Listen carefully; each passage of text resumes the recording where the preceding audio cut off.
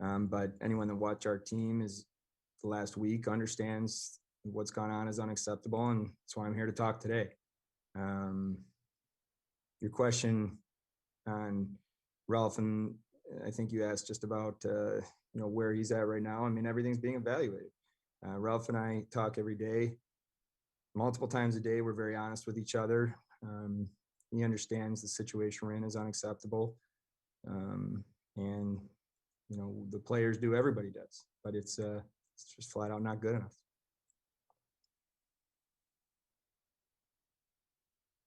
And there may be, sorry, Mike, if there was one more question in there at the end. I can't remember what it was. You might want to ask it again. I mean, simply, do you have the authority to remove the coach, given management's the ownership structure and financial situation? Yes.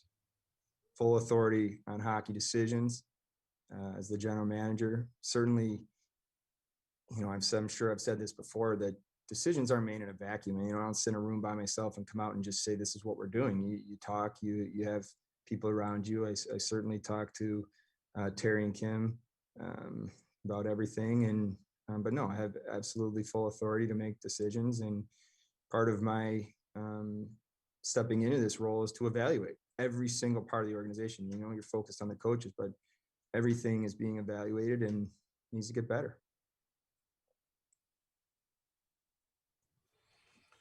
Kevin, when you see a team that plays with no awareness, very little passion, very little jam, at times very little energy, what is your thought process when you're watching players that you got together thinking we're a better team this year, and when you look at the standings, you're worse, quite a bit worse than you were last year?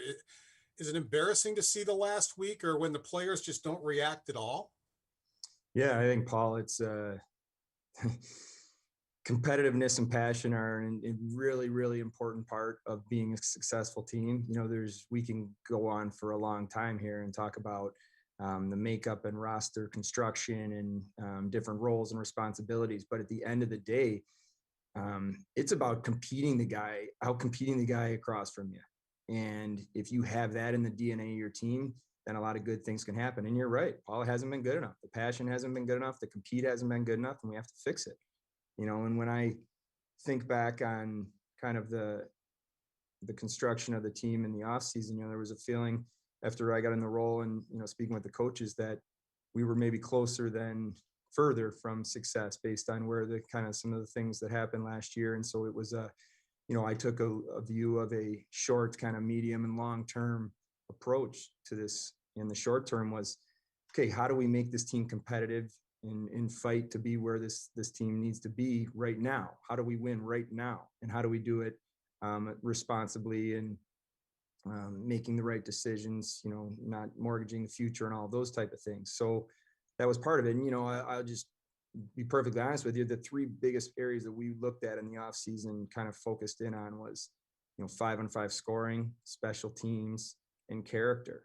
And, I think from the character standpoint, there's certainly, those of you that talk to these guys every day, the people that were brought in are, they're high character people. Our special teams been good, and 5-on-5 scoring hasn't, period. And it's great to have character and it's great to have people care about each other and like each other, but it has to translate to on-ice success, and it hasn't. And that's where it's unacceptable.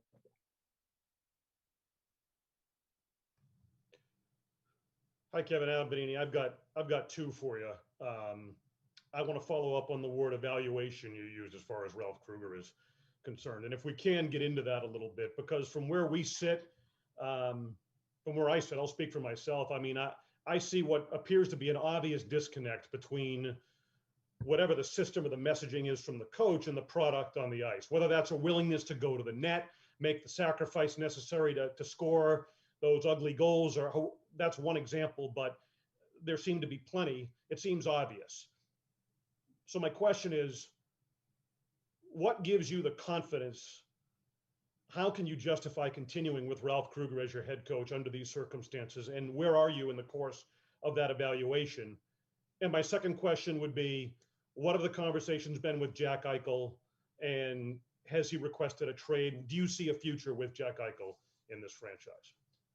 Yeah, so on Ralph, part of the evaluation, that we're using that word is to look at everything, big picture, small picture, and everything in between. And, I need to do what's best for the team right now and also in the long term, so I look at those type of things on a daily basis. I have conversations, and, what's interesting about this team, and it just flat out hasn't been good enough, but there's good people in there, and they communicate well with the coaches, and the players enjoy playing for Ralph and the coaching staff. There's a belief in that locker room, so that's something that I have to balance. But you're right, hasn't been good enough, hasn't worked, and it needs to. So those are, I guess, maybe that helps you in a little bit of just the evaluation process that I go through. In terms of Jack, I said it in the off season. Step one was going to be for me to begin to get to know Jack, for Jack to get to know me on a personal level, which we've done. We have open communication. No, he has not asked for a trade, and Jack is someone that I've bounced things off of. He's talked to me, and we have an open dialogue. Kevin, John Worrell with the Associated Press here. In the overall picture, when you look at the makeup of the team, and this is something that preceded you, it's been put together by essentially 3 different general managers for 3 different coaches, and has not produced much success, and with a really awkward payroll structure. At what point do you have to at what point might you begin considering whether it's time to start over?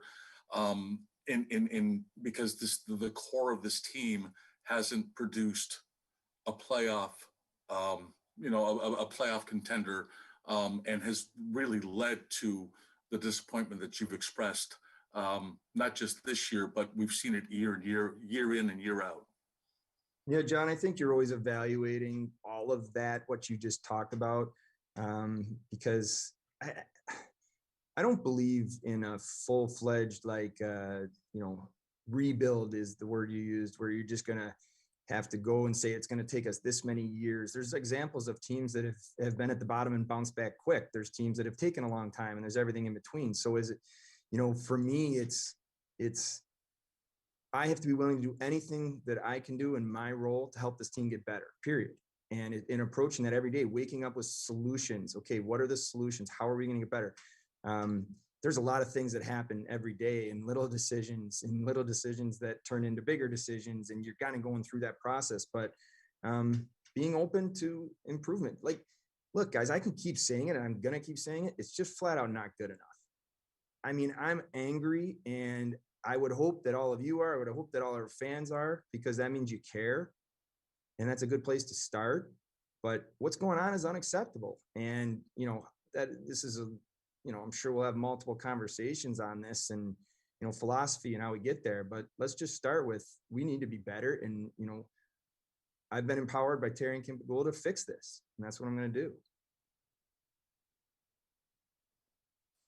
Kevin, Terry and Kim have had to hire and be part of firing and paying for a lot of head coaches and GMs through this playoff drought. Has there been any sort of directive, or as part of your long-term vision, is it taken into account continuity and the fear of continuing the vicious cycle of every 2 years or so bringing in a new head coach for this franchise? Yeah, I mean, continuity is always, like something that you hope can happen, right? And ultimately, how does continuity happen? It happens by having success, and we need to have success. So what I can tell you is, communication with Ralph and I and the coaching staff, and I've learned, I like Ralph a lot. I've learned a lot from Ralph. He's just an unbelievable person, and there's good people in the room.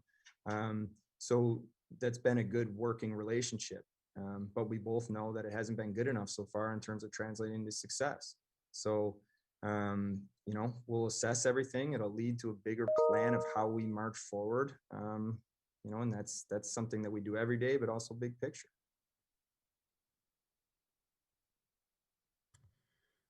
Hi, Kevin. Curious to hear your reaction to Ralph's decision to bench Jeff Skinner for 3 games. Did you agree with that decision? And was there any concern at all? I don't know if it's just a coincidence, but this team's performance has really tanked ever since Jeff got benched for 3 games. And he's a $72 million player, and the optics aren't great, especially when you consider what sort of impact that could have in terms of relationships, not only with Jeff's agents, but the potential to bring in players onto your team when you have an accomplished player like that who's sitting in the press box or suite in this case, with that sort of resume and, paycheck. Yeah, I mean, I spoke to Jeff's agent, Donnie Meehan. I have a very good relationship with him. We were long conversation, very honest. I shared my thoughts, he shared his thoughts, and that's a healthy thing. So let's start with that. Jeff's a pro. He works every day. He shows up, and he did even through adversity. And my message to him, and I'm certainly not going to share everything I talked to Jeff about, but the quick version is just that I don't think there's been a player that's had a National Hockey League career that doesn't face adversity at some point. It's never a straight line of success. So don't let it define you, and figure out a way to come out of this on the other side and be stronger and better. And in terms of Ralph, every coach has their thoughts and how you can motivate players, and it happens on every team and every year and every league, right? Like sometimes it's doing what happened there, and you bring a guy out of the lineup, and you try to work with them and show them extra video or do extra whatever that might be, or sometimes it's playing a guy more because you're just trying to get him going. There's all sorts of ways coaches use motivation. My job as general manager is to be part of the process, to talk to Ralph about things that I'm seeing and share. And, Ralph's going to make those day-to-day decisions on, the lines and who plays with who and how the players are used. And, but we talk about it. And, what I have seen out of Jeff has been really impressive though, because there was not 1 minute of him hanging his head or being negative. He worked through it with Matt Ellis on the ice doing extra work. And, he's come out of it, and he's had his chances here. The puck just hasn't gone in the net for him. Kevin, from a strictly on ice standpoint, why has this gone so south? Is it the goaltending? Is it the lack of goal scoring? Is it the lapses defensively? I mean, you could probably say it's a combination of everything, but in your eyes, what needs to be fixed for this to eventually get better? I could go on a long rant here. I'll keep it short for you. I don't think we've been competitive enough in all areas of the ice. I think we've shown pockets of it. We've shown glimpses of different times, but not a consistent hunger and battle and competitiveness through the games. To be honest with you, I think the data would back this up. We give up too many grade A scoring chances, which means we're not hard enough in our defensive zone. And we're not creating enough grade A scoring chances in the offensive zone, which means we're not hungry enough to get to the net, and we're not competing enough. I mean, that's battle and will, right? So we have to be better in those areas. I think our goaltending has been solid. I think looking back, after the maybe 18 or 19 game mark, we were probably in the middle of the pack with goaltending, and I think in the top 10 and, slot save chances. So, some of the data and analytics, the goaltending's been fine. I think Linus, before he got hurt, was playing at a very, very high level. We just flat out haven't been good enough around him. Kevin, Rasmus Dahlin has the worst plus minus in the NHL. Last night might have been his worst game in the NHL. You don't see him with the puck as much. Are you worried that he's regressing? Well, what's interesting about this league is it's the best league in the world, and it's tough to for any young player, and even a player of his skill set. And I mean, he is one of the top players in the game with the puck, offensive or defenseman, it doesn't matter. He's that talented of a kid. So it's tough. You're going to have your ups and downs, but I've seen him do some incredible things. And you worry about, if a player's not having success, does it affect their confidence? Of course, right? Of course it does. But we need to work through that. And, the bigger picture though, let me just tell you guys, we just need to have a better identity as a group. You know, we need to have everybody, whether it's your skill or it's your, you know, harder players or anyone in between, it still has to play with that type of identity, tenacious, hard on pucks. And like, this league is every inch of the ice, and especially the division we're in is tough. You have to fight for that. And there's different ways to do it. Some guys can do it with speed. Some guys do it with their body. Some guys do it with their stick. There's different ways to be competitive.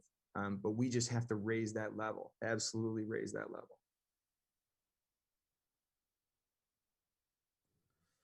Hey, Kevin, in the last week when we've asked players about what's been going wrong, they've said we don't have answers. When we've asked Ralph, he said it's just simply confidence. Have you gotten more from them than those two answers when you talk about it? Well, you know, I think, John, it all goes hand in hand, right? Like, of course you feel good. I think if you asked Taylor Hall this morning, does he feel a little bit better when a puck crosses the goal line and goes in?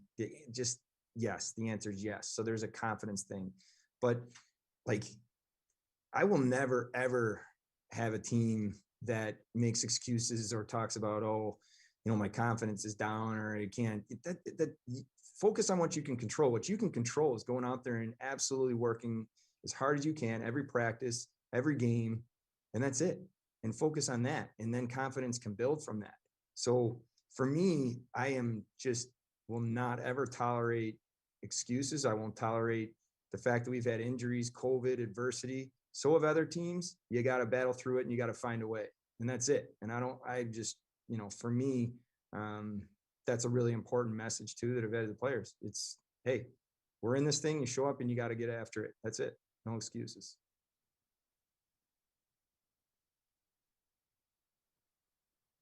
How are you, Kevin? Tim Graham here. I wanted to ask, and I'll leave the definition of the word culture can be pretty ambiguous. I'll leave it ambiguous, so that way you can, you know, talk about it however it applies to your team. But how would you describe your team's culture as it stands right now?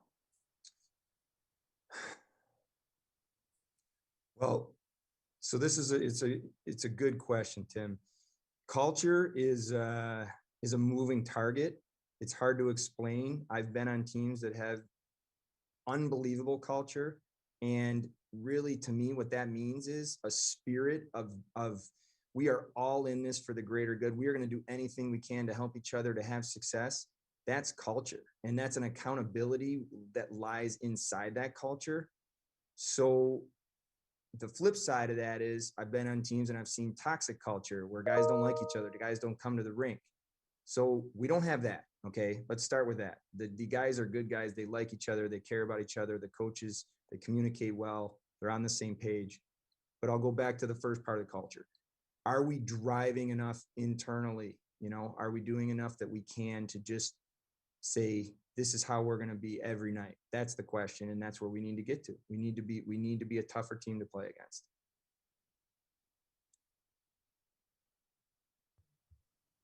Kevin, two quick things on Jack. When you said he didn't ask for a trade, Elliot said that you solicited offers in the summer. So my first question is that the case? And then secondly, what's wrong with him? I mean, if he's hurt, he shouldn't be on the ice. He looks like he's a disaster right now. So what's your thought on those 2 points? Yeah, I mean, I never would get into what a player's dealing with day to day in a health. You know, if there's updates, certainly would always be transparent with you guys for those type of things. But you know, in the summer, no, like I said this in the summer, I'll say it again. Jack is one of the best players in the world, period. Are people going to make a phone call and ask? Of course. Right. And that's the extent of it. So, you know, for me, Jack is someone that is just, when you see him going and you see the dynamic difference maker he can be, there's not many in the league like him.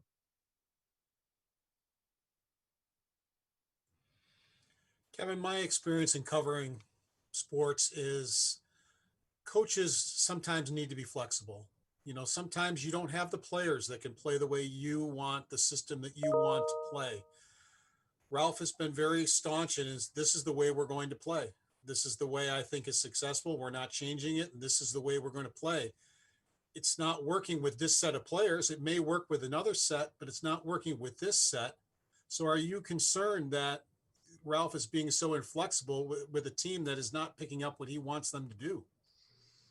Yeah, Paul, I mean, you've been around the game a long time. You understand the nuances, and I could spend, again, like I could talk all night with all of you about the nuances of systems and tweaking things. And I guess in broad strokes here, what I would say is all systems, different types of systems have worked in this league.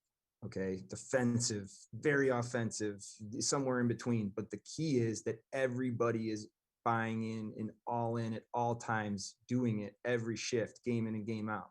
That to me is when a system functions at the highest level. So the certain tweaks or nuances happen to fit your personnel. Yeah, and I think if you really spent a lot of time talking to Ralph, he would agree with that. But what we need to get out of is a little bit where we're caught in between sometimes. I see a team right now that is caught sometimes in our system where we're not all five all the time playing it a certain way. And that's where we just, need to make sure we're better. Hey, Kevin, I'm sure as a general manager, you don't want to be too reactionary, but just based on the way the team is performing, how aggressively are you looking to maybe bring in outside help and make a trade and just shake things up? I know you don't want to shake things up for the sake of doing it, but when you look at just how the team is performing, how much are you really looking to tweak the roster at this point in the season, with time kind of running short and then, the schedule being what it is? Yeah, Lance, I mean, I'm waking up every day looking for solutions. And it's an interesting time right now. I'm on the phone every day with all the different teams around the league, and everybody's having conversations. And I think what's interesting is with all the protocols and quarantine, it's going to be a challenging year. And so I think you're seeing more conversations happening, even though the deadline's still over a month away. And I'm having those. So, teams clearly know that, where we're at and what's going on. And I'm having those conversations, but we're going, you're right. You're not going to be reactionary. We need to my job is to take the emotion at times out and figure out solutions to improve. And sometimes that means short term. Sometimes that might be for the longer term. And that's what we're working on.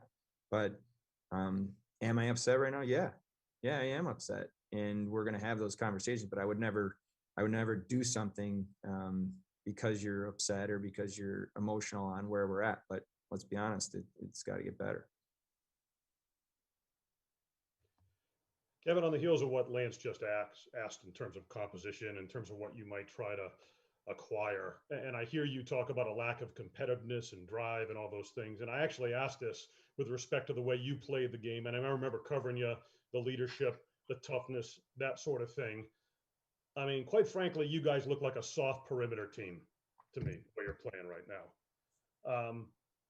Is there enough grit in terms of the roster that you have right now? And to what extent, if not, do you feel you need to go acquire that? Yeah, I mean, I think the simple answer to that, Adam, is we need to be grittier, period. And that's on me. And we need to, that's some of that's roster construction, but also some of that's the DNA of how we're going to look at this big, long-term, big picture of drafting and developing and making sure that we have people within the pipeline of the organization that can come up and have that grit. And, so when you lose a Jake McCabe or a Zemgus Girgensson, that you can still plug in, and I would say that, Borgen stepped in and showed grit and compete. And then, but you need to make sure you're continuously doing that. And how we are strategic around assembling that is what we talk about every day. Okay. What's the balance? And there's different ways to be gritty, Adam. Like there's, the old days, there's the gritty fighting. Now the game's changed in a sense that it's about gritty is now about getting to the net. It's about getting to the inside. It's about blocking a shot. It's about going into the corner hard. It's about going back for a puck as a D-man under pressure and being willing to take that hit. And, that's gritty. And then gritty is just winning a puck battle. or getting the red line and getting a puck in deep and not turning it over and having a team come back the other way at the end of a shift. That's gritty. So that's a long answer for you, but that to me is all of what that word means, and we have to address it and improve. Kevin, you mentioned talking to Jack. I'm curious, are you talking to all the players? Is that always done individually? Do you feel a need to talk to them as a group? And when you are conversing with anyone and everyone, what type of message and feedback are you getting from them? And is it consistent from one player to the next? Yeah,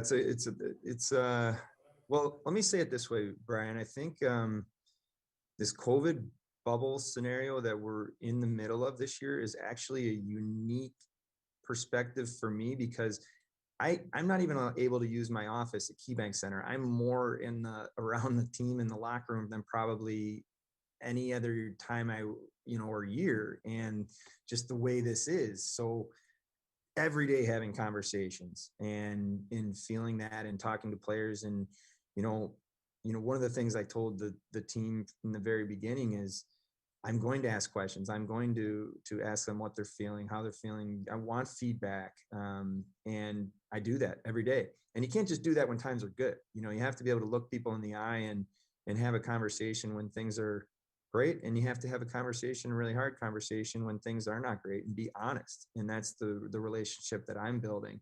And yeah, there's been a theme of different players I've talked to, and they know that let's call a spade a spade. They know it hasn't been good enough. But it has to change where it's talk and it's belief, and it has to turn into action and results. And that's the next step. Kevin, when Allmark went down, it felt like season over. Why no goalie move? I know Stalock was out there. He had some medical concerns. Why no goalie move when Allmark went down? Well, I think looking every day, I don't want to get into specifics on hit in that situation, but, looking every day, trying to, what I always look at is there an upgrade over what we currently have? Right. And if there is, then that's the solution. Let's do it. And if there's not in the moment, then, we believe in, like I said earlier, I honestly, I think our Linus was playing at a high level. That's definitely a blow, but you'll never hear an excuse. And I think our goaltending's been solid overall. That is not why our record is what it is. It's to me, we'll always look for ways to improve, but overall, I think they've been solid. As you mentioned, your job is to look at both the short term and the long term. At what point does long term start to overtake the short term in terms of both coaching and players? Yeah, it's a balance, John. I think you owe it to the organization and the fans and the players to make sure that we're doing everything we can to put ourselves in a position to have success today and all of that stuff. But you also, I think, are constantly balancing, the reality of where we're at, and where we're at is the bottom of the league. And that is, we can't hide from that. You have to have the conversation and be honest. I think one of my strengths, I would say, is that I'm very honest, and that's something that when I wake up in the morning, say, okay, how do we get better? What are we going to do today? And some of it, it's not just in moves. You're doing little things. You're trying to move the needle. But it's disappointing right now for sure. Thank you, Kevin, for your time, and thank you everybody for your questions. Hope you have a great weekend. Thanks.